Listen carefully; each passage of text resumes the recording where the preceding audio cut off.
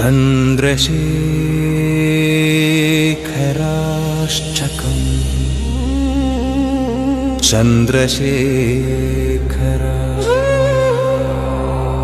चन्द्रशेखर पाहि माम्।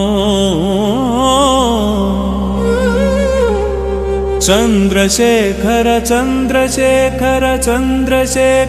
पाहि माम्।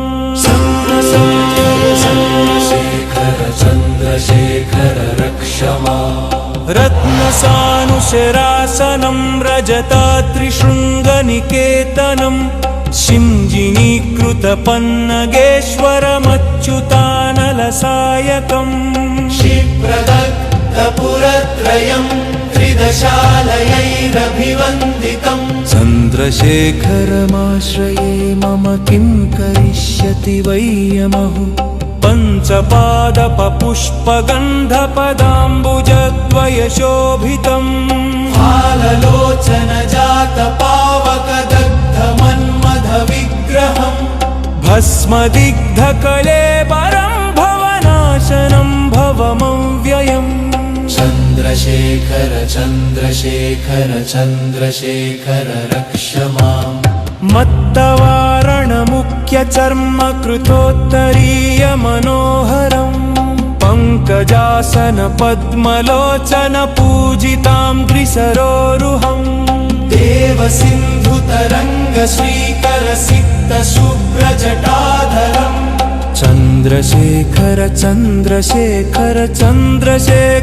पाहि माम्। चन्द्रशेखर रक्ष माम्।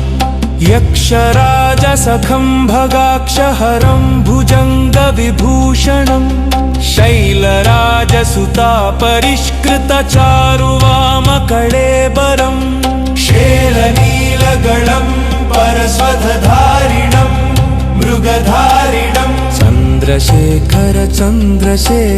चन्द्रशेखर पाहि माम्। चन्द्रशेखर रक्ष माम्। कुण्डलीकृतकुण्डलीश्वरकुण्डलं वृषवाहनं नारदादिमुनीश्वरस्तुतवैभवं भुवनेश्वरम् अन्धकान्तकमाश्रितामरपादपं शमनान्तकम्। चन्द्रशेखर पाहि माम्। चन्द्रशेखर रक्ष माम्।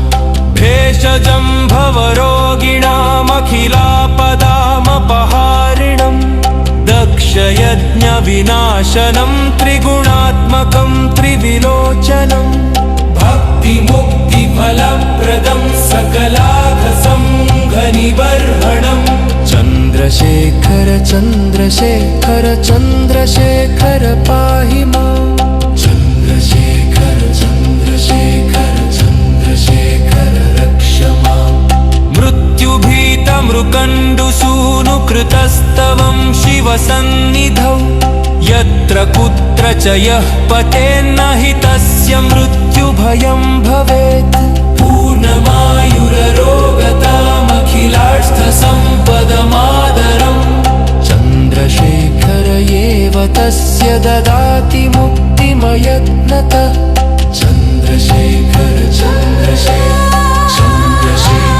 रक्ष माम्। मृत्युभीतमृकण्डुसूनुकृतस्तवं शिवसन्निधौ यत्र कुत्र च यः पठेन्न हि तस्य मृत्युभयं भवेत्।